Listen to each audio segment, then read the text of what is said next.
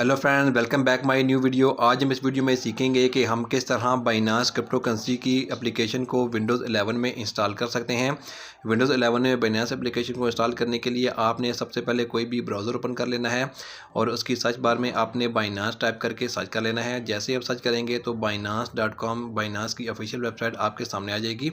आपने इसे ओपन करना है। जैसे ही आप इसे ओपन करेंगे तो आपके सामने बाइनांस की ऑफिशियल वेबसाइट ओपन हो जाएगी। आपने पेज को स्क्रॉल डाउन करके नीचे जाना है और नीचे आपको यहाँ पर विंडोज़ का ऑप्शन दिया गया है। यहाँ से आप विंडोज़ पर क्लिक करके बाइनांस एप्लीकेशन को विंडोज़ में इंस्टॉल कर सकते हैं, डाउन कर सकते हैं। जैसे ही ये एप्लीकेशन डाउन होगी तो यहाँ पर आपने डबल क्लिक करना है। डबल क्लिक करने के बाद आपके सामने यहाँ पर इंस्टॉल ऑप्शन आ जाएगा।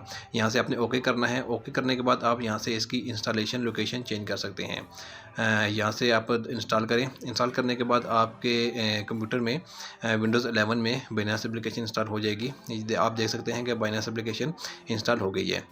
यहाँ से आपने फिनिश करना है। जैसे फिनिश करेंगे तो बाइनांस एप्लीकेशन विंडोज़ 11 में रन होना स्टार्ट हो जाएगी। यहाँ से आप बाइनांस एप्लीकेशन को लॉगिन कर सकते हैं अगर आपका अकाउंट है। अगर आपका अकाउंट नहीं है तो आप बाइनांस एक्सचेंज को लॉगिन एज गेस्ट से आप इसको एक्सप्लोर भी कर सकते हैं। जैसे आप देख सकते हैं मैं यहाँ से लॉगिन एज गेस्ट पर क्लिक करके आप इस एक्सचेंज को एक्सप्लोर कर रहा हूँ। मार्केट में आप देख सकते हैं यहाँ से बाय भी कर सकते हैं। ट्रेड है, फ्यूचर ट्रेड है और मार्जिन ट्रेड है। इसकी तफसीलात में मैं ज़्यादा नहीं जाऊँगा, बस आपको बाइनांस एप्लीकेशन की इंस्टॉलेशन का तरीका ही बताना था।